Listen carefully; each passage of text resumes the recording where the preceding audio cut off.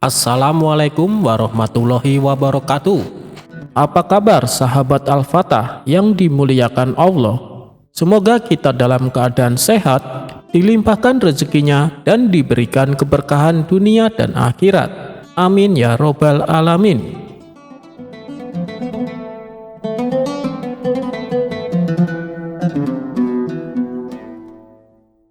Abu Nawas pura-pura buta. Suatu hari, Abu Nawas bersama temannya membahas suatu masalah yang mengatakan bahwa orang buta atau tunanetra tidak berdosa karena pintu masuknya dosa tertutup baginya. Alasannya karena matalah yang selalu melihat ke sana kemari yang dapat mendatangkan dosa. Akan tetapi Abu Nawas tidak menyetujui pendapat tersebut dan berniat akan membuktikannya. Keesokan harinya Abu Nawas berjalan-jalan dengan maksud untuk bertemu dengan orang buta. Dia ingin membuktikan pendapatnya bahwa orang buta pun dapat pula berbuat dosa. Abu Nawas juga menyiapkan pundi-pundi dan mengisinya dengan uang. Tidak beberapa lama berjalan, ia benar-benar menemukan seorang tunanetra. Abu Nawas memperhatikan gerak-gerik orang buta itu yang sedang berjalan dengan tongkatnya. Kemudian dia berpura-pura menjadi orang buta sambil membawa tongkat dan sengaja menabrak orang buta tersebut. Aduh, sungguh malang nasibku. Sebagai orang buta ditabrak oleh orang yang tidak memiliki rasa belas kasihan, ujar Abu Nawas. Orang buta itu heran mendengar keluhan orang yang ditabraknya. Maaf, saya juga orang buta. Saya tidak dapat melihat dan hanya dapat berjalan dengan bantuan tongkat ini. Sekali lagi mohon maaf karena sungguh-sungguh saya tidak sengaja, ucap orang buta tersebut. Oh, engkau buta juga ya? Tanya Abu Nawas pura-pura tidak tahu. Iya, saya buta. Peganglah tongkatku ini. Orang buta pasti akan memakai tongkat untuk berjalan, jawab tunanetra tersebut. Abu Nawas pun memegang tongkatnya. Begitu pula sebaliknya, si buta juga meraba tongkat Abu Nawas untuk membuktikan bahwa mereka adalah sama-sama orang buta. Kalau begitu kita senasib saudaraku, bagaimana kalau kita mencari rezeki bersama-sama? Ajak Abu Nawas. Orang buta itu pun menyetujui ajakan Abu Nawas. Mereka berjalan bersama-sama sebagai sesama orang buta. Di tengah perjalanan, Abu Nawas berpura-pura mau pipis dan meminta tolong si buta agar pundi-pundinya yang penuh berisi uang dipegangkan dahulu dengan baik-baik. Sementara Abu Nawas berpura-pura pipis, ia terus memperhatikan tingkah laku si buta. Kemudian, si buta meraba-raba pundi-pundi itu dan hatinya mulai tergoda untuk memiliki isinya. Wah, pundi-pundi ini banyak sekali isinya. Lebih baik aku mengambilnya lalu pergi. Pasti ia tidak bisa mencariku karena ia juga buta, pikir si buta tersenyum. Lalu ia meninggalkan Abu Nawas dan mencari tempat persembunyian agar tidak ditemukan. Dalam situasi demikian, Abu Nawas berpura-pura mencari si buta dan meminta pertolongan kepada Allah. Ya Allah, malang benar nasib hamba. Tadi ditabrak orang, sekarang uang hamba dilarikan orang. Sial benar hamba. Ya Allah, semoga orang yang mengambil uang hamba terkena lemparan batu ini tepat pada tulang keringnya, biar tahu rasa dia, ujar Abu Nawas. Setelah itu, dengan jitu Abu Nawas melempari si buta dan persis kena tulang keringnya. Aduh, aku kena, gumam si buta meringis kesakitan. Hal ini membuat si buta kelabakan. Ia segera beranjak mencari lagi tempat persembunyiannya untuk menghindari Abu Nawas. Akan tetapi, Abu Nawas yang pura-pura buta mengikuti si buta kemanapun ia pergi. Setelah dekat, Abu Nawas memohon lagi kepada Allah. Ya Allah, semoga orang yang mengambil pundi-pundiku terkena lagi lemparan batu pada kepalanya, ujar Abu Nawas. Tidak lama kemudian, terdengar lagi suara kesakitan dari si buta. Aduh, kena lagi, kepalaku jadi benjol. ucap si buta memegangi kepalanya yang benjol. Si buta pun panik dan heran. Kok doanya terkabul lagi? Ah, itu hanya kebetulan, pikir dia. Kemudian dia menghindar lagi dan terus menghindar. Tetapi Abu Nawas tetap mengikutinya terus secara berturut-turut. Abu Nawas berdoa lagi sambil melakukan lemparan beruntun kepada si buta. Dan selalu tepat, yaitu tepat mengenai perut, dada, dan terakhir muka. Mengapa semua sasaran yang akan dilempar selalu tepat mengenaiku? Pikirnya sampai berkerut keningnya. Si buta makin heran, dia curiga. Tidak lama kemudian barulah si buta menyadari bahwa temannya itu Abu Nawas mempermainkannya. Kalau begitu saudara tidak buta, saudara hanya mempermainkanku. Ambillah kembali pundi-pundimu ini, ujar si buta tersebut. Akhirnya si buta menyerahkan pundi-pundi itu kepada Abu Nawas dengan penuh kesedihan dan penyesalan terhadap nasibnya. Abu Nawas sendiri pulang sambil tersenyum kegelian. Ia puas karena dapat membuktikan bahwa orang buta juga bisa berbuat dosa.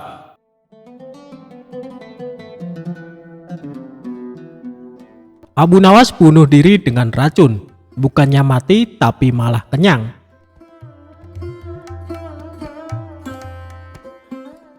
Sebelum menjadi orang kepercayaan Baginda Raja, Abu Nawas pernah bekerja sebagai penjahit. Kala itu, Abu Nawas bekerja sebagai penjahit pakaian pada seorang tuan yang memiliki toko pakaian. Karena sifatnya yang sangat rajin dan ulet dalam bekerja, maka Abu Nawas sangat dipercayai oleh tuan majikannya.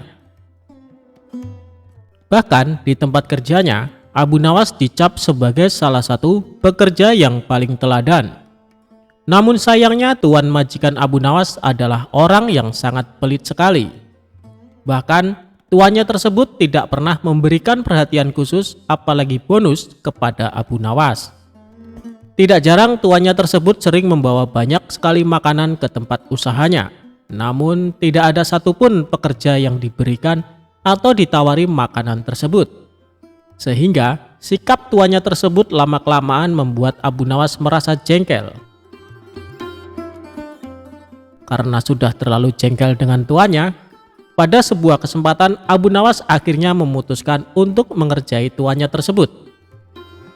Abu Nawas mengerjai majikannya dengan alasan ingin bunuh diri menggunakan racun. Suatu ketika, tuan majikan Abu Nawas datang dengan membawa sebuah kendi yang berisi madu. Karena Abu Nawas melihat hal itu, kemudian dia menghampiri tuannya sembari menanyakan apa isi dari kendi tersebut. Selain itu, ia juga meminta kepada tuan majikannya agar diberikan isi dari kendi tersebut. Karena tuannya sangat pelit, maka dengan sengaja ia berbohong kepada Abu Nawas dengan mengatakan kendi tersebut berisi racun. Abu Nawas pun kemudian hanya mengangguk tanda ia percaya kepada tuan majikannya. Padahal dirinya mengetahui kalau tuan majikan sedang berbohong tentang isi kendi tersebut. Terlebih lagi, Abu Nawas sempat mencium bau madu dari kendi yang dibawa oleh tuan majikannya. Tidak lama kemudian, tuan majikan Abu Nawas harus pergi karena ada keperluan. Karena dirasa kendi yang berisi madu tersebut aman dari para pekerjanya, termasuk Abu Nawas, maka kendi tersebut tetap dibiarkan di sana. Melihat kendi berisi madu tersebut ditinggalkan oleh tuannya, maka Abu Nawas tidak membuang-buang kesempatan. Dia pun berusaha menjual sepotong pakaian dan membeli sebuah roti untuk dimakan dengan madu milik tuannya. Setelah berhasil menjual pakaian dan membeli roti, Abu Nawas langsung melahapnya bersama madu milik majikannya. Dia pun memakan roti dan madu majikannya dengan sangat lahap. Tanpa sadar, madu tersebut akhirnya habis tidak tersisa. Dalam kondisi yang kekenyangan, Abu Nawas kemudian meletakkan kendi itu ke tempat semula, lalu melanjutkan pekerjaannya. Tidak lama berselang, majikannya pun kembali dan membawa sebungkus roti yang akan dimakan bersama madunya. Kemudian, majikan Abu Nawas tersebut langsung menghampiri kendi miliknya untuk mengambil madu yang ada di dalamnya. Namun alangkah terkejutnya sang majikan setelah mengetahui kendi tersebut kosong dan tidak ada madunya. Selain itu, ia juga merasa sangat kesal karena mengetahui sepotong kainnya telah hilang tanpa adanya laporan. Kemudian tuan itu berbicara kepada dirinya sendiri dan menganggap hal ini pasti ulah dari Abu Nawas. Selanjutnya, tuan majikan tersebut langsung menghampiri Abu Nawas yang sedang sibuk menjahit pakaian sembari berkata seperti ini. Abu Nawas, apa yang sebenarnya terjadi? Mengapa isi kendi ini kosong? Dan sepotong pakaian telah hilang? Tanya tuannya kepada Abu Nawas. Maaf tuan, tadi sewaktu tuan pergi ada sekelompok pencuri datang mengambil sepotong pakaian, jawab Abu Nawas. Lantas apa yang kamu lakukan kepada pencuri itu? Tanya tuannya lagi.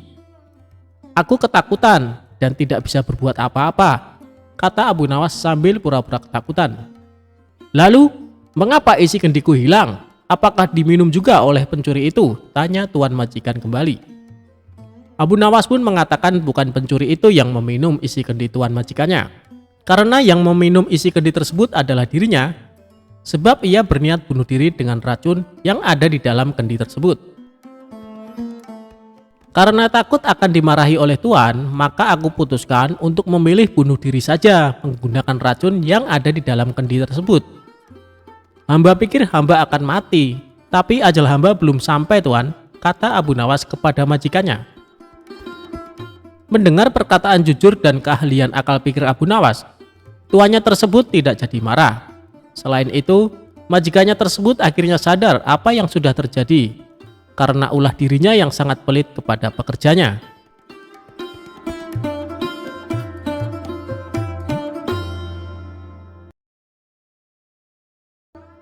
Pencuri yang menyamar jadi keledai akhirnya tobat minta ampun. Dikisahkan Abu Nawas mempunyai keledai yang sangat penurut. Kemanapun Abu Nawas pergi selalu mengajak serta keledainya. Banyak orang mengagumi keledai milik Abu Nawas. Bahkan ada beberapa yang menawar ingin membelinya dengan harga tinggi. Namun Abu Nawas selalu menolaknya. Suatu hari saat Abu Nawas berkeliling kampung bersama keledainya, ia dibuntuti dua orang diduga pencuri. Mereka tampak ingin mengincar keledainya Abu Nawas. Saat azan zuhur berkumandang, Abu Nawas pun berhenti sejenak di sebuah masjid untuk menunaikan sholat. Ia lalu mencari sebuah pohon untuk mengikatkan keledainya. Tapi Abu Nawas tidak menyadari ada dua orang yang mengikutinya. Kau tunggulah di sini, aku akan ke masjid dahulu, ucap Abu Nawas ke keledainya. Ketika Abu Nawas pergi masuk ke masjid, dua orang pencuri itu segera mendekati keledai tersebut. Kita kelabui saja Abu Nawas, bawalah keledai ini pulang, dan aku akan berpura-pura jadi keledainya, ucap salah seorang pencuri. Kemudian pencuri yang lain membawa pergi keledai milik Abu Nawas. Sementara itu seorang pencuri berpura-pura menjadi keledai. Ia mengikatkan tali keledai tersebut ke lehernya sendiri. Tujuannya agar Abu Nawas percaya bahwa keledainya telah berubah menjadi manusia. Usai menunaikan sholat, Abu Nawas kembali mendatangi keledainya. Alangkah terkejutnya dia saat mendapati keledainya berubah menjadi manusia. Apakah kau keledaiku? Tanya Abu Nawas merasa heran. Iya, aku adalah keledaimu. Selama ini aku dikutuk menjadi seekor keledai, tapi berkat kebaikanmu, aku kembali menjadi manusia, jawab si pencuri berpura-pura.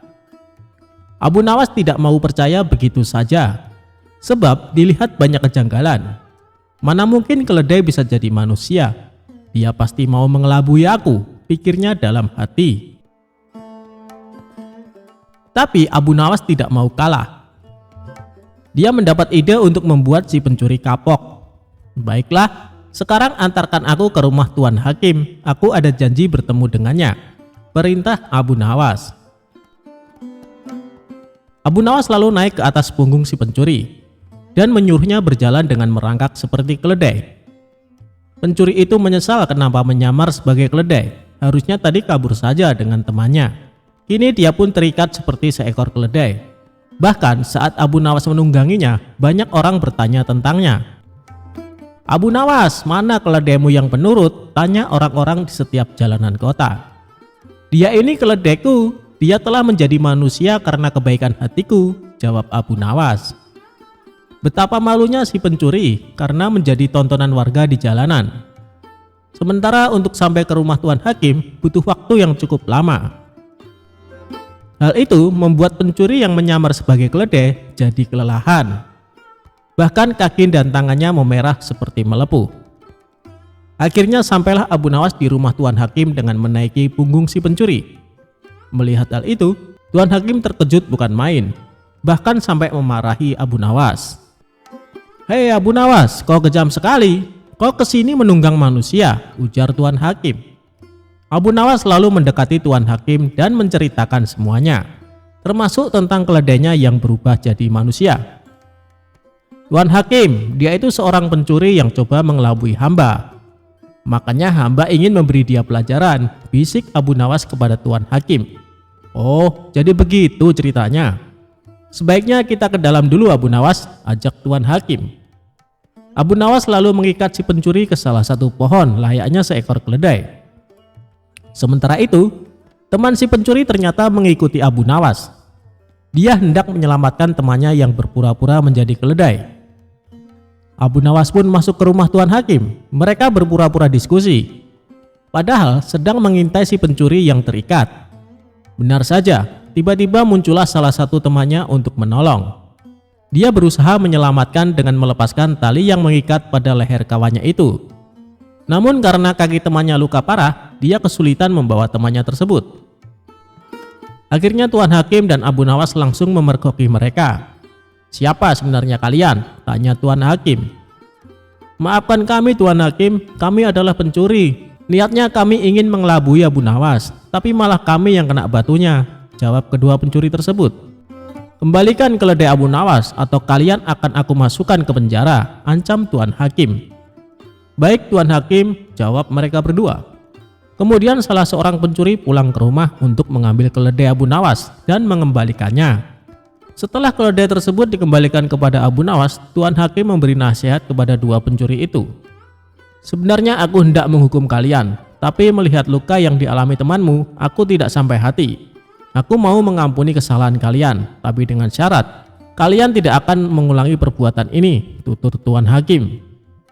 Akhirnya Abu Nawas mendapatkan kembali keledainya. Tentunya keledai sungguhan, bukan keledai berkepala manusia. Sedangkan kedua pencuri itu menyadari kesalahannya dan berjanji tidak akan mencuri lagi.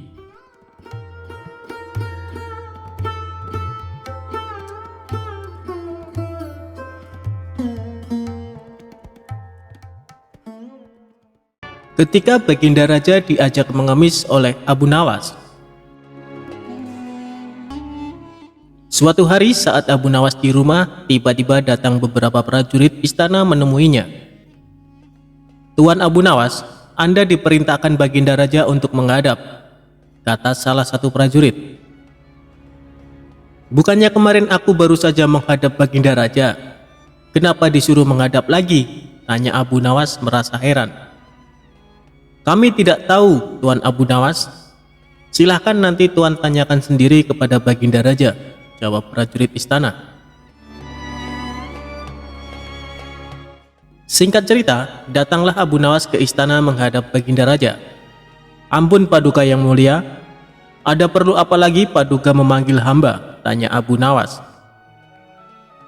Baginda Raja lalu mengutarakan masalahnya yang selama ini mengganggunya.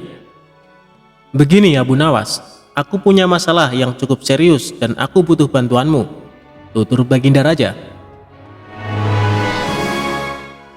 "Memangnya masalah apa yang sedang Paduka hadapi? Kiranya apa yang bisa hamba bantu?" tanya Abu Nawas kembali. "Tadi pagi aku mendapat laporan Abu Nawas. Ada saudagar kaya yang kikir. Jangankan untuk bersedekah, membayar zakat saja dia menolak," kata Baginda Raja menjelaskan. "Paduka ini kan seorang raja. Panggil saja dia ke istana dan suruh membayar zakat. Kalau dia menolak, masukkan saja ke penjara. Pasti dia akan ketakutan," ucap Abu Nawas menyarankan. Sebenarnya bisa saja aku berbuat demikian, tapi apakah ada cara yang lebih baik dan lebih bijak supaya dia bisa sadar tanpa harus aku paksakan? Aku yakin dia sebenarnya orang baik, karena sebelum menjadi saudagar kaya, dia rajin sedekah dan membayar zakat tepat pada waktunya, ujar Baginda Raja. Baiklah Paduka, sebenarnya ini masalah yang mudah Paduka, tapi karena Paduka menginginkan cara yang bijak, maka hamba butuh waktu 3 hari untuk memikirkannya, kata Abu Nawas. Kemudian Abu Nawas memohon diri untuk pulang ke rumah. Setibanya di rumah, dia terus berpikir mencari jalan keluar yang tepat. Padahal Abu Nawas sendiri menginginkan agar saudagar kaya itu dipenjara saja. Saudagar itu memang terkenal sangat pelit, bahkan para tetangga pun banyak yang membencinya. Tapi karena keinginan Abu Nawas tidak sejalan dengan pemikiran Baginda Raja, mau tidak mau harus menemukan cara lain yang sesuai perintah Baginda Raja. 3 hari berlalu, tibalah saatnya bagi Abu Nawas untuk menghadap ke istana. Sesampainya di sana, Abu Nawas langsung dipersilahkan menghadap Baginda Raja. Bagaimana Abu Nawas? Apakah kamu sudah menemukan caranya? Tanya Baginda Raja. Sudah Paduka, hamba sudah menemukan caranya, jawab Abu Nawas. Bagus, beritahu aku sekarang caranya, minta Baginda Raja. Tapi hamba tidak yakin Paduka akan bersedia melakukannya, timpal Abu Nawas. Apa caranya? Katakan saja, ucap Baginda Raja mulai penasaran. Caranya adalah hamba dan Baginda Raja harus menjadi pengemis. Lalu kita datangi rumah saudagar kaya itu. Kita berdua pura-pura mengemis kepadanya, papar Abu Nawas memberitahu. Memangnya harus aku yang melakukannya? Apa tidak bisa diwakilkan? Tanya Baginda Raja. Tidak bisa Paduka, karena ini adalah cara satu-satunya, jawab Abu Nawas. Awalnya Baginda Raja ragu atas ide konyol Abu Nawas itu. Namun karena ingin menyadarkan saudagar pelit tersebut, akhirnya dia bersedia menuruti saran Abu Nawas.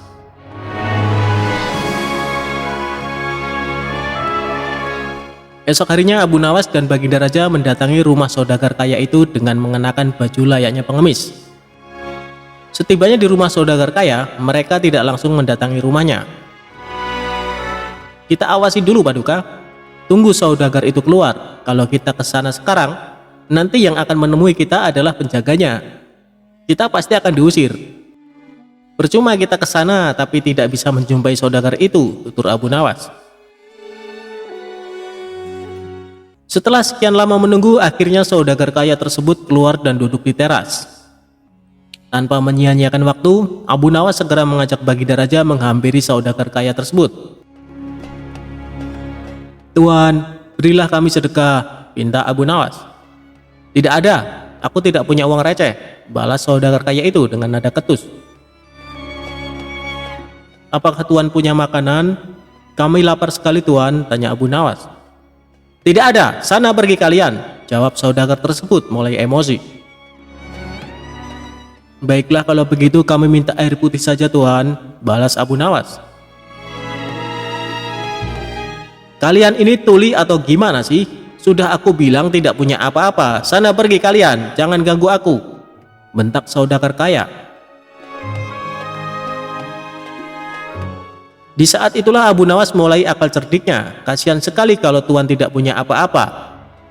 Kenapa Tuan tidak ikut saja sama kami? Kita mengemis bersama-sama Tuan, ajak Abu Nawas. Akibat perkataan Abu Nawas ini, saudagar kaya menjadi salah tingkah. Antara marah, tersinggung, malu bercampur aduk menjadi satu. Ia pun terdiam untuk beberapa saat. Tiba-tiba terlintas di benaknya ingatan masa lalu. Dahulu dia adalah orang miskin tapi rajin bersedekah.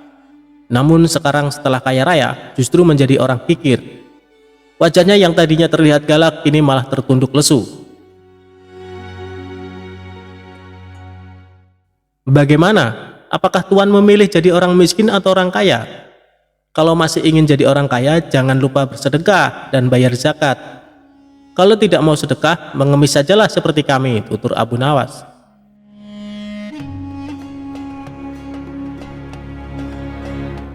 Kemudian Abu Nawas menukil salah satu ayat Al-Quran tentang ancaman pedihnya siksa neraka bagi orang-orang yang enggan membayar zakat dan bersedekah. Seketika saudagar tersebut langsung meneteskan air mata. Astagfirullah, aku khilaf telah berbuat zalim, kata saudagar kaya itu sesenggukan. Siapa sebenarnya kalian? Kalian telah menyadarkan kesalahanku.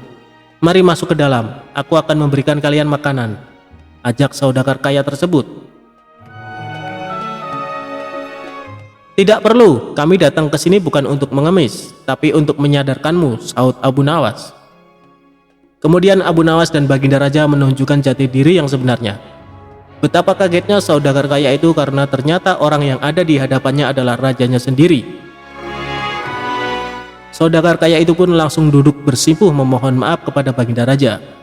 Sejak kejadian tersebut, akhirnya saudagar kaya itu rajin sedekah dan taat membayar zakat.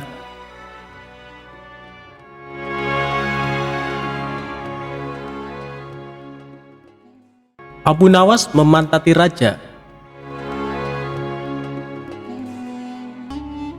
Pada suatu sore, ketika Abu Nawas ke warung teh, kawan-kawannya sudah lebih dulu berada di sana. Ternyata mereka sengaja menunggu Abu Nawas. Nah, ini dia Abu Nawas datang, kata salah seorang dari mereka. Ada apa? Kata Abu Nawas sambil memesan secangkir teh hangat.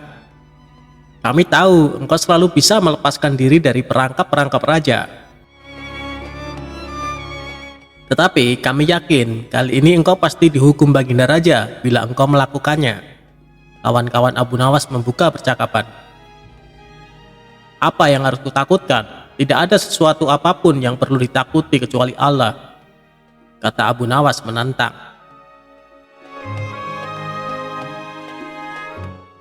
Selama ini belum pernah ada seorang pun di negeri ini yang berani memantati Baginda Raja. Bukankah begitu, hai Abu Nawas? Tanya kawan Abu Nawas. Tentu saja tidak ada yang berani melakukan hal itu, karena itu pelecehan yang amat berat. Siapa saja yang melakukan pasti akan dipancung, kata Abu Nawas memberitahu. Itulah yang ingin kami ketahui darimu. Beranikah engkau melakukannya? Tanya temannya yang lain.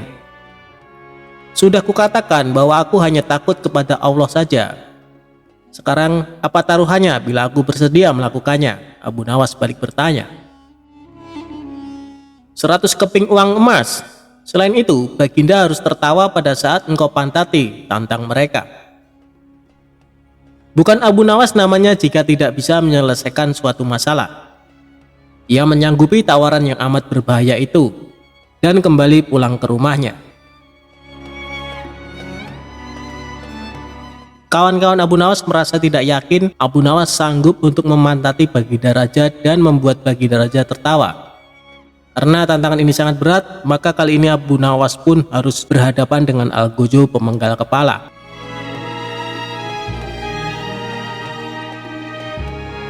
Minggu depannya, Baginda Raja mengadakan jamuan kenegaraan. Para menteri, pegawai istana, dan orang-orang dekat Baginda diundang, termasuk juga Abu Nawas. Abu Nawas merasa hari-hari berlalu dengan cepat karena ia harus menciptakan jalan keluar yang paling aman bagi keselamatan lehernya dari pedang Algojo. Tetapi bagi kawan-kawan Abu Nawas, hari-hari terasa amat panjang karena mereka sudah tidak sabar menunggu pertaruhan yang amat mendebarkan itu. Persiapan-persiapan di halaman istana sudah dimulai. Baginda Raja menginginkan acara itu akan digelar dengan meriah.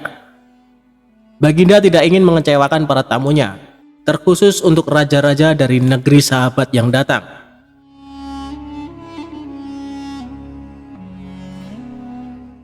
Akhirnya hari yang dijanjikan telah tiba. Semua tamu sudah datang kecuali Abu Nawas. Kawan-kawan Abu Nawas yang menyaksikan dari jauh merasa kecewa karena Abu Nawas tidak hadir. Namun ternyata mereka keliru. Abu Nawas bukan tidak datang, tetapi terlambat sehingga Abu Nawas duduk di tempat yang paling belakang. Ceramah-ceramah yang mengesankan mulai disampaikan oleh para ahli pidato. Kemudian giliran Baginda Raja menyampaikan pidatonya. Setelah menyampaikan pidato, Baginda melihat Abu Nawas duduk sendirian di tempat yang tidak ada karpetnya. Karena merasa heran, Baginda Raja bertanya, "Mengapa engkau tidak duduk di atas karpet?" Tanya Raja. "Paduka yang mulia, hamba haturkan terima kasih atas perhatian Baginda. Hamba sudah merasa bahagia duduk di sini," kata Abu Nawas. "Wahai Abu Nawas, majulah dan duduklah di atas karpet, nanti pakaianmu kotor karena duduk di atas tanah," Baginda Raja menyarankan. "Ampun tuanku yang mulia, sebenarnya hamba ini sudah duduk di atas karpet," jawab Abu Nawas dengan santai. Baginda bingung mendengar pengakuan Abu Nawas, karena Baginda melihat sendiri Abu Nawas duduk di atas lantai. "Karpet yang mana yang engkau maksudkan itu, wahai Abu Nawas?" tanya Baginda masih bingung. "Karpet hamba sendiri, tuanku yang mulia. Sekarang hamba selalu membawa karpet dimanapun hamba pergi," kata Abu Nawas seolah-olah menyimpan misteri. "Tetapi sejak tadi aku belum melihat karpet yang engkau bawa," kata Baginda Raja bertambah bingung. "Baiklah Baginda yang mulia, kalau memang ingin tahu maka dengan senang hati hamba akan menunjukkan kepada Paduka yang mulia," kata Abu Nawas sambil beringsut-ringsut ke depan. Setelah cukup dekat dengan Baginda, Abu Nawas berdiri, kemudian menunggingkan potongan karpet yang ditempelkan di bagian pantatnya. Abu Nawas kini seolah-olah memantati Baginda Raja. Melihat ada sepotong karpet menempel di pantat Abu Nawas, Baginda Raja tak bisa membendung tawa sehingga beliau terpingkal-pingkal diikuti oleh para tamu yang datang. Menyaksikan kejadian yang menggelikan itu, kawan-kawan Abu Nawas merasa kagum, dan mereka harus rela melepas 100 keping emas untuk Abu Nawas.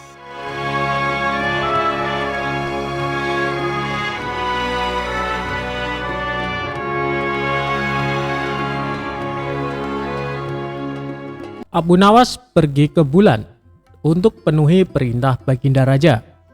Ribuan bintang pun jadi saksinya.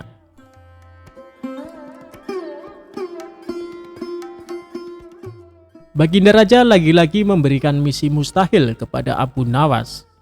Ia tak bosan-bosannya mengetes kecerdikan Abu Nawas. Kali ini Raja kembali mengajukan sesuatu yang tak wajar, yaitu pergi ke bulan untuk melakukan penyelidikan. Padahal pada zaman itu jelas-jelas belum ada teknologi canggih dan mutakhir untuk menuju ke sana. Jadi jelas jika misi ini hanya untuk menguji Abu Nawas saja. "Saya perintahkan kamu untuk pergi ke bulan," tutur Baginda Raja. "Pergi ke bulan?" tanya Abu Nawas. "Ya, saya tahu kau adalah seorang pria yang pintar. Kau harus dapat pergi ke bulan," kata Baginda. "Oke, saya akan pergi ke sana besok sore yang mulia," jawab Abu Nawas. Baginda Raja pun terkejut. Ia tak menyangka bahwa Abu Nawas menyanggupi tantangan yang ia berikan tersebut. Lalu Baginda Raja bertanya, "Dari mana kamu akan pergi?" "Dari rumahku," jawab Abu Nawas. "Baiklah, saya akan pergi ke sana untuk melihat kau pergi ke bulan besok malam," kata Baginda Raja. Malam itu Baginda Raja bersama dengan menterinya pergi ke rumah Abu Nawas. Ketika Raja dan para menterinya tiba di sana, Abu Nawas sudah tak ada di rumah. Mereka hanya bertemu dengan istrinya. "Di mana Abu Nawas?" tanya Baginda Raja. "Dia baru berangkat ke bulan yang mulia. Dia berkata kalau akan kembali segera," jawab sang istri. "Bagaimana cara Abu Nawas pergi ke bulan?" tanya salah satu menteri penasaran. "Dia memanjat pohon palem di sebelah sana dan akan kembali melalui pohon palem itu juga," jawab sang istri Abu Nawas. Baginda Raja dan para menteri kemudian menghampiri pohon palem yang ditunjukkan istrinya. Terlihat bayangan seseorang yang sedang turun dari pohon itu. "Apakah itu kau Abu Nawas?" tanya Raja. "Ya, ini saya Abu Nawas, Baginda," Jawabnya, "Apakah kau menyelidiki bulan dari pohon palem itu?" tanya raja. Tidak, saya melakukan penyelidikan ketika mencapai tanah di bulan. "Pohon hanya sekedar tangga lewat untuk saya pergi ke bulan," jawab Abu Nawas. Baginda raja pun tersenyum dengan perkataan Abu Nawas. Ia kemudian menanyakan apa yang dilihatnya di sana. "Tanah dan gunung-gunung, tidak ada tumbuhan di sana," kata Abu Nawas. Masih tak percaya, baginda pun meminta saksi yang bisa menjelaskan kebenaran akan perkataan Abu Nawas. Abu Nawas bahkan mengatakan bahwa dirinya mampu memberikan hingga ribuan kesaksian.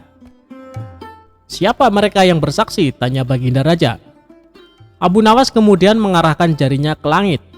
"Bintang-bintang adalah saksiku jika baginda tidak mempercayaiku. Baginda dapat menanyakan langsung pada mereka," kata Abu Nawas dengan yakin. Mendengar jawaban itu, baginda raja tertawa. "Mengapa kau tak menunggu kami menyaksikan kau pergi ke bulan?" tanya raja. "Anda terlambat yang mulia, saya hanya dapat pergi ke bulan pada waktu tertentu saja." Kisah hakim yang tamak. Ada seorang pemuda bermimpi menikahi anak gadis hakim istana. Pemuda itu bermimpi memberikan seluruh hartanya sebagai maharnya. Hakim mengetahui hal itu, maka ia pun pergi ke rumah pemuda tersebut. "Benarkah kau bermimpi menikah dengan putriku?" tanya hakim. "Iya, benar. Bahkan aku bermimpi memberikan semua hartaku sebagai maharnya," balas pemuda itu. "Aku kesini untuk mengambil mahar itu. Sekarang kau pergilah dari rumah ini," seru hakim. Pemuda itu sangat sedih, ia tak bisa melawan seorang hakim. Pemuda itu kini menjadi seorang gelandangan. Ia bertemu dengan perempuan tua yang miskin. Pemuda itu lalu menceritakan masalahnya. "Sekarang aku menjadi gelandangan karena mimpi itu," ujar si pemuda. "Aku akan membantumu mengembalikan hartamu. Hakim istana sudah berbuat semena-mena terhadapmu. Ia harus diberi pelajaran," ujar perempuan tua itu. Perempuan tua itu lalu mengajak pemuda itu ke rumah Abu Nawas. Ia ingin meminta nasihat dari Abu Nawas. Semua orang tahu kecerdikan Abu Nawas. "Abu Nawas pasti bisa menyelesaikan masalahmu," ujar perempuan tua itu. Sampailah mereka di rumah Abu Nawas. Pemuda itu lalu menceritakan masalahnya. Abu Nawas berpikir sejenak. Aha, ia berhasil mendapatkan sebuah ide. "Besok pagi kalian kesini lagi. Bawalah peralatan seperti linggis, batu, dan tongkat besi," ucap Abu Nawas. "Untuk apa semua alat itu?" tanya sang pemuda. "Kau akan tahu besok pagi. Ajaklah semua temanmu juga," pinta Abu Nawas. Pemuda itu mengangguk setuju. Ia akan menuruti apa yang diperintahkan oleh Abu Nawas. Keesokan harinya, pemuda itu datang bersama dengan teman-temannya. Mereka membawa peralatan yang diminta oleh Abu Nawas. "Apa yang harus kami lakukan dengan peralatan ini?" tanya sang pemuda. "Semua pergilah ke rumah hakim istana. Hancurkan rumahnya sampai tak ada yang tersisa," ucap Abu Nawas. "Tapi bagaimana jika hakim istana marah?" balas pemuda itu. "Katakan aku yang menyuruh kalian menghancurkan rumahnya," kata Abu Nawas. Mereka pun pergi ke rumah hakim istana. Tanpa banyak bicara, mereka langsung menghancurkan rumah hakim istana. Rumah hakim sudah hampir hancur, dan si pemuda bersama teman-temannya terus saja menghancurkannya. Penduduk yang melihat tak dapat menghentikan semua itu. Hakim yang sedang tertidur pun bangun. Ia baru menyadari bahwa sebagian rumahnya sudah hancur.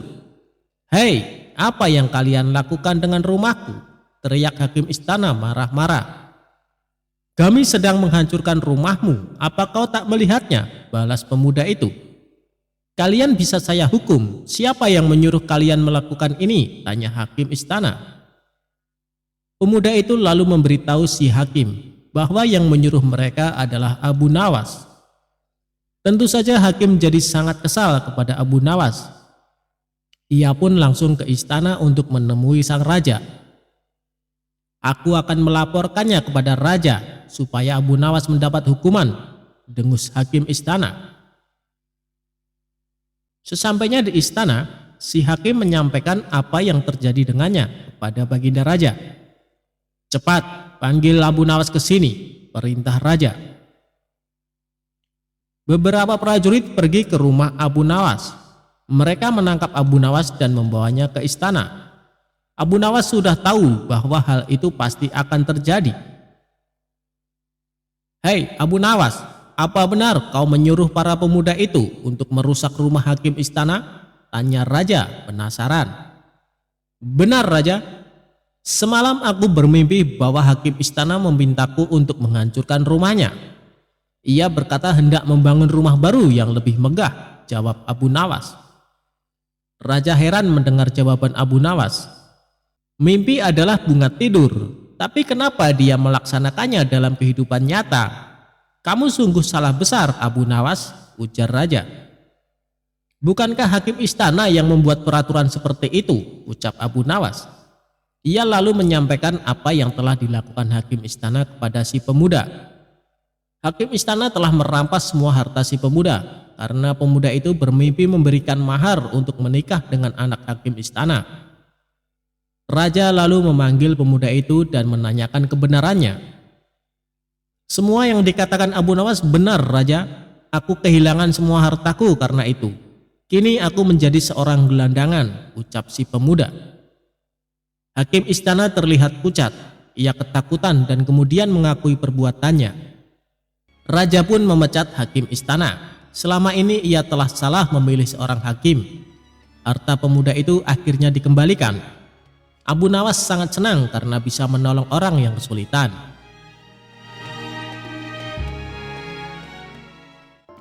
Ketika Abu Nawas disuruh khutbah Jumat. Abu Nawas adalah seorang penyair yang sangat cerdik dan pintar. Namun selain sebagai penyair, Abu Nawas juga dikenal sebagai mubalek di desa tempat tinggalnya. Oleh sebab itu, suatu ketika Abu Nawas diminta untuk menjadi imam ketika hendak sholat Jumat. Selain itu, pada waktu tersebut Abu Nawas juga diminta mengisi khutbah Jumat untuk memberikan ceramah keagamaan. Setelah mandi dan berpakaian rapi, Abu Nawas pun mulai melangkahkan kakinya menuju ke masjid. Ketika sampai di masjid, tidak lama kemudian terdengar suara azan. Tak lama berselang, datanglah masyarakat yang beragam Muslim dengan sangat ramai. Karena yang menjadi khotib kali ini adalah Abu Nawas, maka banyak sekali masyarakat Muslim yang datang ke masjid. Ceramah dan khutbah Abu Nawas sangat disenangi oleh masyarakat kala itu. Sebab dalam setiap ceramah keagamaan yang disampaikan oleh Abu Nawas sangat relevan terhadap isu-isu yang sedang berkembang. Akhirnya, waktu yang ditunggu para jamaah pun tiba. Abu Nawas naik ke mimbar dan segera memulai khutbahnya. Khutbah tersebut dimulai dengan salam dan berlanjut pada materi yang akan disampaikan oleh Abu Nawas. Namun, pada saat berkhutbah, Abu Nawas melihat para jamaahnya yang mengantuk bahkan sampai tertidur. Melihat hal itu, kemudian Abu Nawas berteriak, "Api, api, api!" dengan sangat keras. Hal tersebut sontak membuat para jamaah sangat terkejut dan berdiri mencari keberadaan api tersebut. Bahkan ada juga jamaah yang hanya saling pandang satu sama lainnya. Kemudian ada salah seorang jamaah yang menanyakan, "Di mana apinya?" kepada Abu Nawas. Walau ada jamaah yang berkata demikian, tapi Abu Nawas tetap melanjutkan khutbahnya. Kemudian keluarlah perkataan dari Abu Nawas, jika ada api yang dahsyat di neraka bagi mereka yang lalai dalam beribadah. Maksud dari teriakan api, api, api dari Abu Nawas adalah api neraka tersebut. Barang siapa yang lalai dalam beribadah, maka ia akan merasakan panasnya api neraka. Usai melakukan ceramah tentang api neraka, kemudian Abu Nawas menutup khutbahnya dengan lantunan doa-doa. Setelah itu, Abu Nawas memimpin sholat Jumat dengan khusyuk dan diikuti oleh para jamaah. Ketika salat, para jamaah masih teringat dan terngiang-ngiang dengan api neraka yang dikatakan oleh Abu Nawas dalam khutbahnya. Walau awalnya terkesan gagal dalam memberikan ceramah keagamaan karena banyak yang mengantuk dan tertidur, namun sesungguhnya Abu Nawas berhasil membuat para jamaah untuk selalu rajin beribadah. Sebab para jamaah selalu ingat dengan khutbah Abu Nawas, di mana saat itu ia mengatakan mereka yang malas beribadah akan merasakan panasnya api neraka.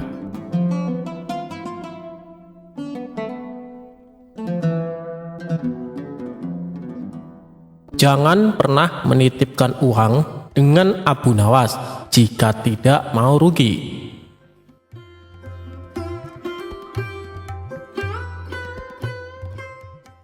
Dikisahkan, ada seorang tuan tanah tetangga Abu Nawas yang kaya raya. Hampir semua warga di desa setempat bekerja di perkebunan milik tuan tanah tersebut. Tapi tuan tanah itu memiliki sifat yang kikir dan pelit. Tidak hanya itu, dia juga berprofesi sebagai rentenir. Abu Nawas yang bijaksana resah atas sifat tetangganya itu. Dia berpikir keras bagaimana cara agar sang tuan tanah bertobat dan tidak melakukan profesinya itu. Setelah perenungan yang dalam, ide cemerlang Abu Nawas muncul. Keesokan harinya, Abu Nawas menemui kawan-kawannya yang sedang asyik tongkrongan di warung. Dia bercerita, "Semalam aku mendapatkan wangsit dalam mimpiku yang tidak bisa aku tolak."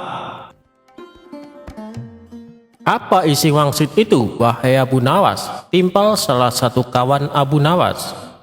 "Wangsit itu, apapun yang dititipkan padaku akan beranak," sahut Abu Nawas. "Maksudnya apa, wahai Abu Nawas?" tanya kawan-kawannya.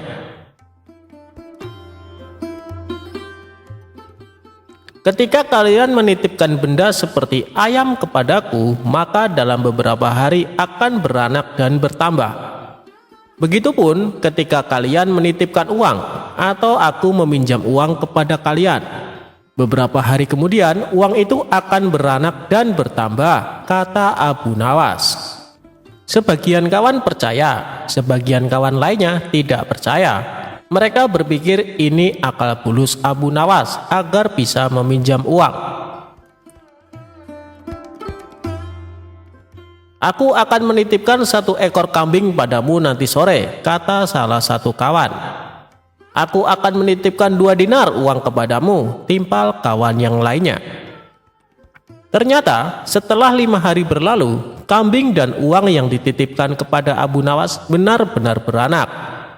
Dari kambing 1 ekor dikembalikan menjadi 5 ekor. Begitupun uang yang dititipkan. Dari 2 dinar dikembalikan menjadi 5 dinar. Berita kehebatan Abu Nawas ini tersebar luas ke penduduk desa. Berita itu sampai pada telinga tuan tanah yang pelit dan berprofesi sebagai rentenir. Suatu hari, tuan tanah bersama para pengawalnya mendatangi rumah Abu Nawas. Dia menanyakan, "Wahai Abu Nawas, adakah keperluan yang kamu butuhkan kepadaku? Katakan saja, nanti aku bantu, jangan sungkan-sungkan." "Maaf tuan tanah, sepertinya saat ini saya tidak sedang membutuhkan apa-apa," kata Abu Nawas. "Baiklah, nanti kalau kamu perlu apa-apa, datanglah kepadaku, jangan sungkan-sungkan," timpal tuan tanah dengan senyum yang ramah. Kemudian berlalu meninggalkan Abu Nawas.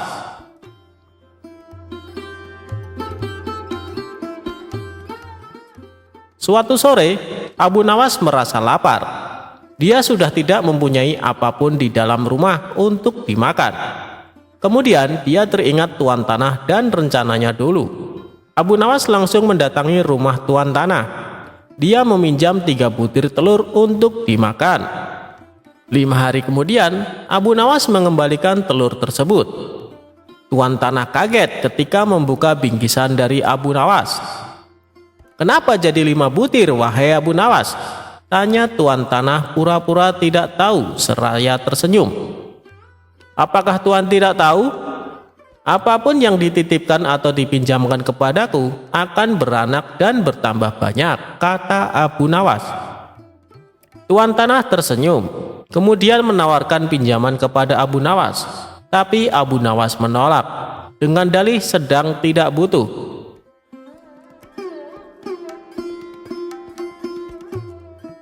Beberapa hari kemudian, Abu Nawas kembali ke rumah tuan tanah.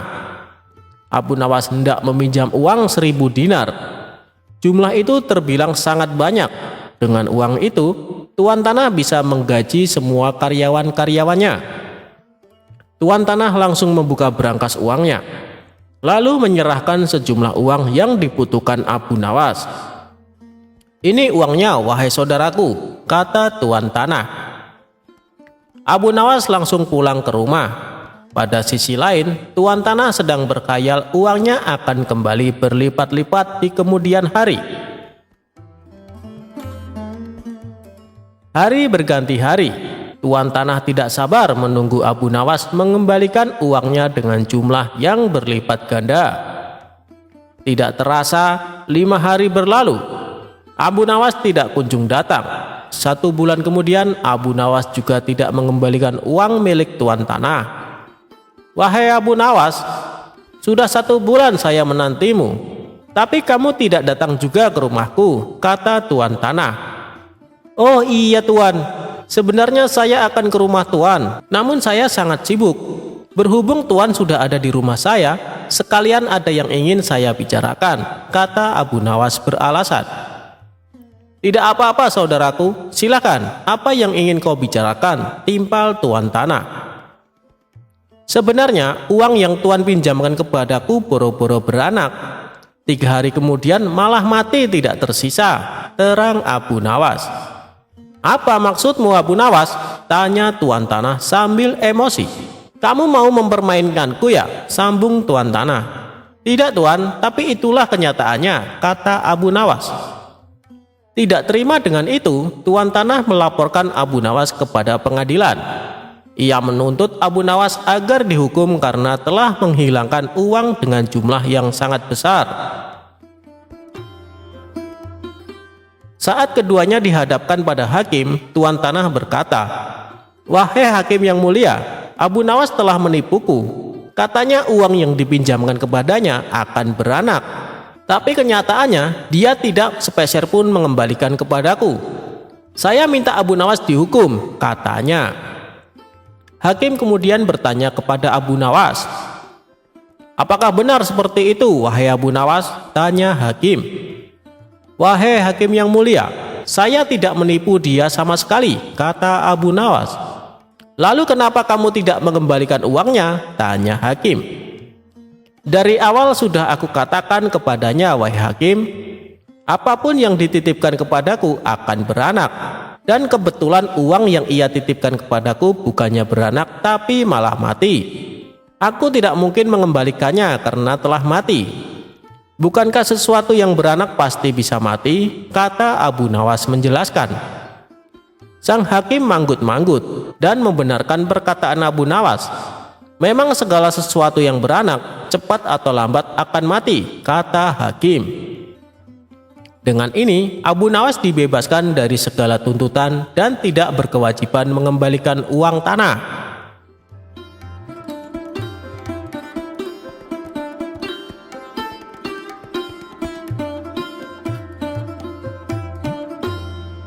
Tuan hakim mengaku kalah cerdas dengan Abu Nawas.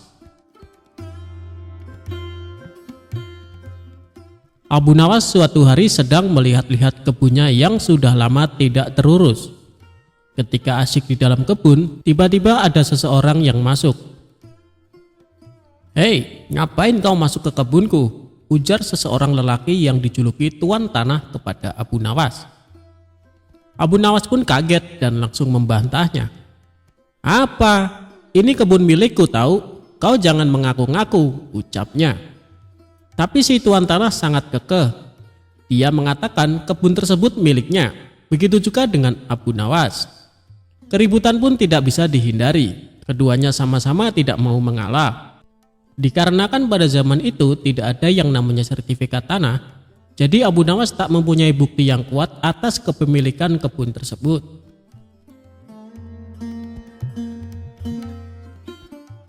Tidak ada jalan lain bagi Abu Nawas kecuali melapor kepada Baginda Raja.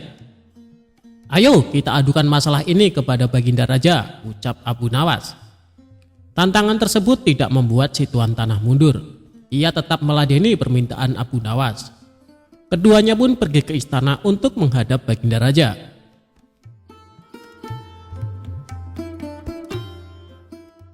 Abu Nawas pun mengadu, "Wahai Paduka yang mulia, hamba mempunyai kebun di suatu daerah, tapi tiba-tiba dia mengaku-ngaku kalau kebun tersebut miliknya," kata Abu Nawas.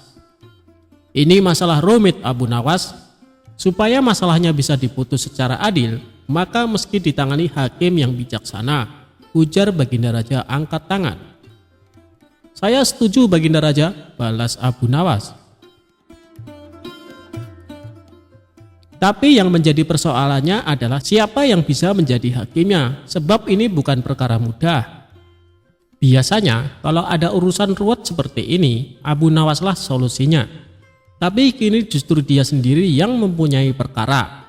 Jadi harus dicari hakim yang selevel dengan Abu Nawas untuk menangani kasus ini. Baginda Raja akhirnya mendapat hakim yang paling baik reputasinya di kota Baghdad. Hakim ini terkenal cerdas dan berwibawa. Orang-orang yang perkaranya ditangani olehnya selalu puas dengan hasil keputusannya. Baginda Raja yakin hakim ini pasti akan memutuskan perkara dengan seadil-adilnya. Maka pada hari yang sudah ditentukan, sidang pun dilakukan di salah satu ruang istana. Dalam sidang itu, selain pihak yang bersengketa, hadir juga Baginda Raja. Rupanya ingin tahu siapa sesungguhnya yang mengaku-ngaku dan menjadi biang kerok masalah ini.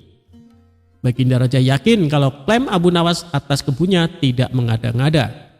Tetapi sangat sulit bagi dirinya untuk begitu saja memenangkan Abu Nawas sebelum sidang dimulai.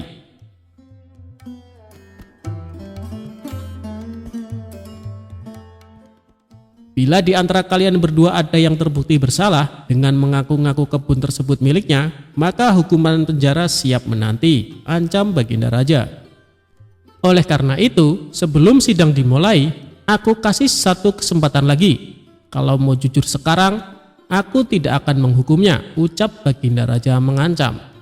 Tapi si Tuan Tanah tetap pada pendiriannya, dan sidang langsung dimulai. Untuk menguji kebenaran atas pengakuan kebun itu, maka sang hakim bertanya kepada kedua belah pihak yang bersengketa. "Berapa jumlah pohon di dalam kebunmu?" tanya hakim kepada Tuan Tanah. Si Tuan Tanah nampak kebingungan, bahkan cenderung panik. Sedangkan Abu Nawas terlihat lebih tenang, padahal dia sendiri tidak tahu jumlah pohon yang ada di kebunnya, karena tak pernah menghitungnya. Lagi pula siapa yang sudi menghitung pohon di kebun?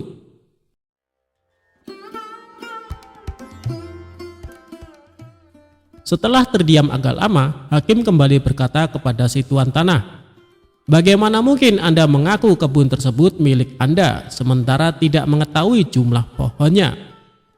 Si Tuan Tanah hanya menunduk dalam-dalam. Ia tampaknya grogi berat. Melihat Tuan Tanah ini, hakim dan Baginda Raja makin yakin kalau si Tuan Tanahlah yang berbohong.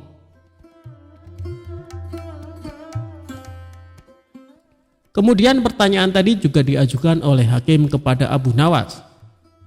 "Sekarang giliranmu, Abu Nawas. Berapa jumlah pohon yang ada di kebunmu?" tanya sang hakim. "Sebelum hamba menjawabnya, bolehkah hamba bertanya kepada Tuan Hakim?" ucap Abu Nawas. "Silahkan Abu Nawas," jawab hakim. "Berapa lama Anda menempati rumah Anda?" tanya Abu Nawas. "Kira-kira sejak beberapa tahun yang lalu." "Memangnya kenapa Abu Nawas?" tanya balik Tuan Hakim keheranan. "Tidak, hamba cuma mau bertanya, berapa jumlah genting yang ada di rumah Anda?" tanya Abu Nawas lagi. Hakim tersebut langsung gelagapan dengan pertanyaan Abu Nawas. Ia tidak bisa menjawabnya. Lalu sang hakim mengumumkan keputusan persidangan kali ini.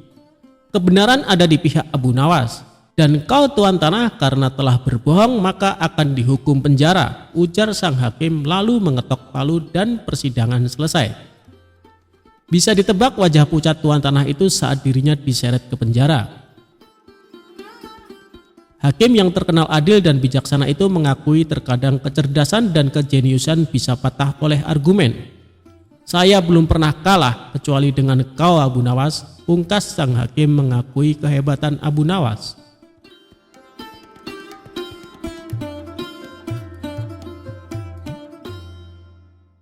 Dongeng pengantar tidur untuk Baginda Raja.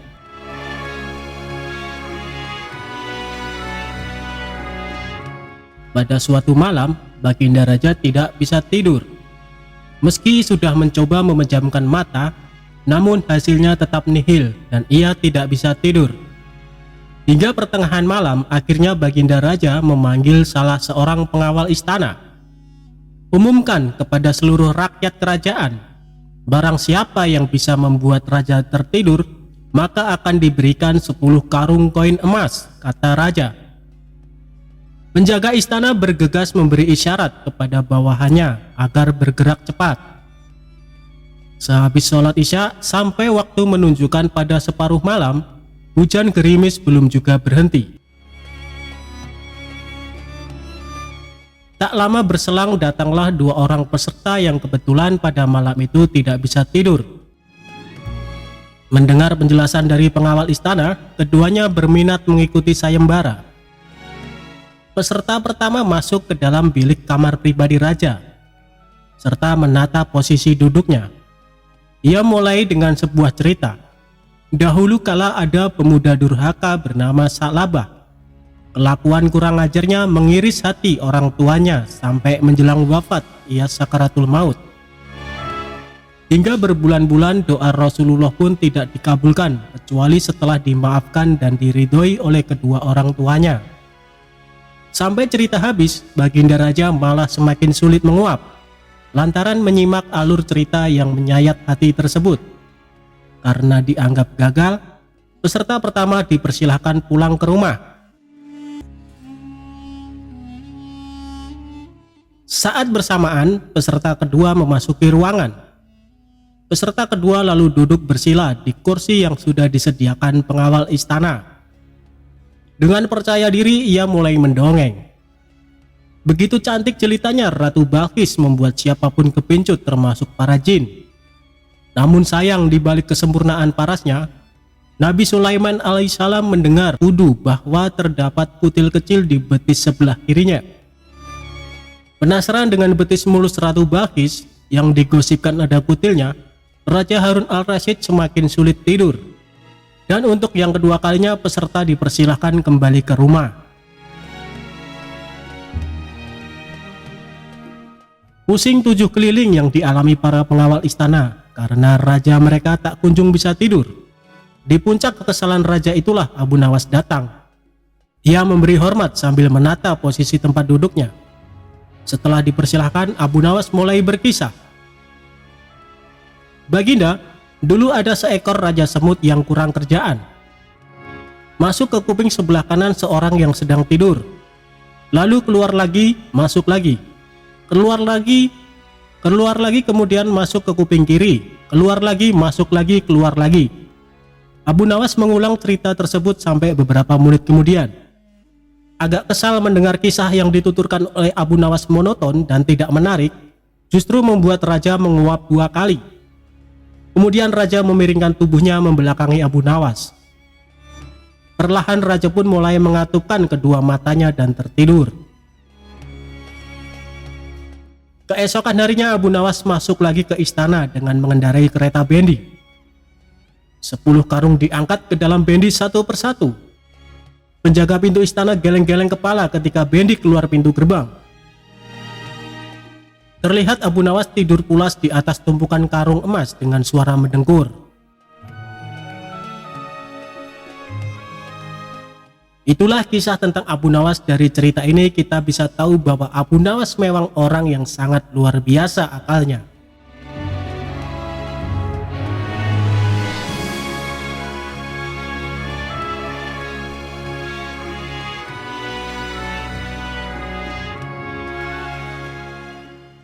Kejujuran Abu Nawas diuji dengan wanita cantik.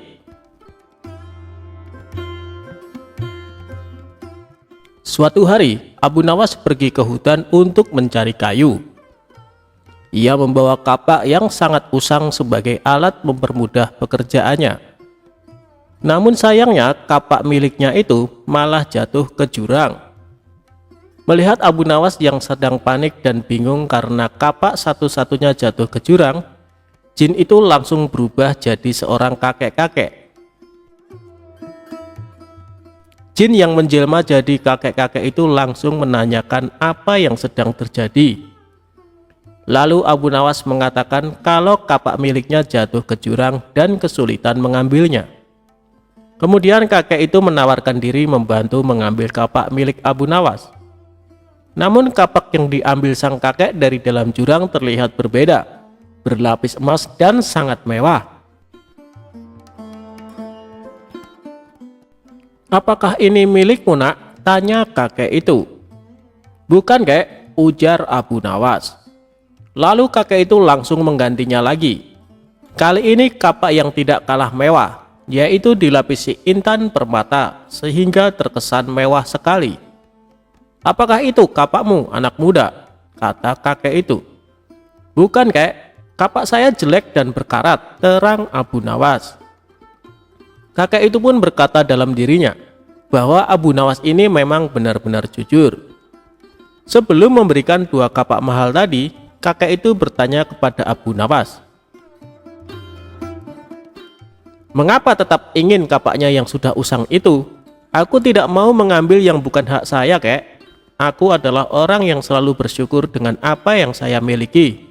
Bagiku, kapak jelek ini adalah rezeki yang luar biasa, karena bisa memberikan nafkah yang halal," tutur Abu Nawas. Akhirnya, kakek itu memberikan kapak berlapis emas dan intan permata tadi kepada Abu Nawas sebagai hadiah karena sudah jujur. Ia pulang dengan membawa 3 kapak, yaitu kapak jelek miliknya, kapak yang terbuat dari emas, dan kapak yang berlapiskan intan permata. Tidak sampai di situ, jin tadi masih ingin menguji kejujuran Abu Nawas. Godaan yang diberikan melalui harta tidak berhasil. Akhirnya jin yang menjelma jadi seorang kakek tersebut akan mengujinya dengan wanita. Kakek itu kemudian menculik istri Abu Nawas, kemudian menyembunyikannya ke alam jin. Setelah pulang dari hutan, Abu Nawas langsung mencari istrinya. Ke semua sudut ruangan ia cari, namun istrinya menghilang secara misterius. Lalu kakek itu datang kepada Abu Nawas dan bertanya apa yang sedang dia cari dan menawarkan diri untuk membantunya. Abu Nawas mengatakan kalau istrinya hilang secara misterius dan hanya meninggalkan pakaian kotor. "Tenang, aku akan membantumu dan pasti menemukan istrimu," ujar sang kakek. Tiba-tiba Abu Nawas teringat kalau kakek itu yang ditemuinya di hutan saat kapaknya masuk ke jurang dan memberikannya 2 kapak yang sangat bernilai. "Wah, rupanya kakek itu ingin menguji kejujuranku lagi," kata Abu Nawas di dalam hatinya. Kakek itu lalu datang membawa wanita yang sangat cantik dan bertanya kepada Abu Nawas, apakah benar orang itu adalah istrinya. Abu Nawas melihat dari ujung kepala sampai ujung kaki. Apakah benar wanita ini adalah istrinya? "Benar, kek, ini istri saya," katanya. "Bukan, ini bukan istrimu. Kenapa kau tidak jujur?" Katanya, "Hidup harus penuh rasa syukur," ucap sang kakek. Lalu Abu Nawas menjelaskan, jika ia mengatakan itu bukan istrinya, kejadian yang sama akan seperti kapak tadi. Kakek itu nantinya akan membawa 1 wanita cantik lagi. "Nanti kau akan memberikan 2 wanita cantik itu lagi kan? Sama seperti kapak," terang Abu Nawas. Jin yang menyerupai kakek itu langsung tertawa terbahak-bahak. Ia tidak menyangka kalau Abu Nawas bukan hanya jujur, tapi juga cerdas.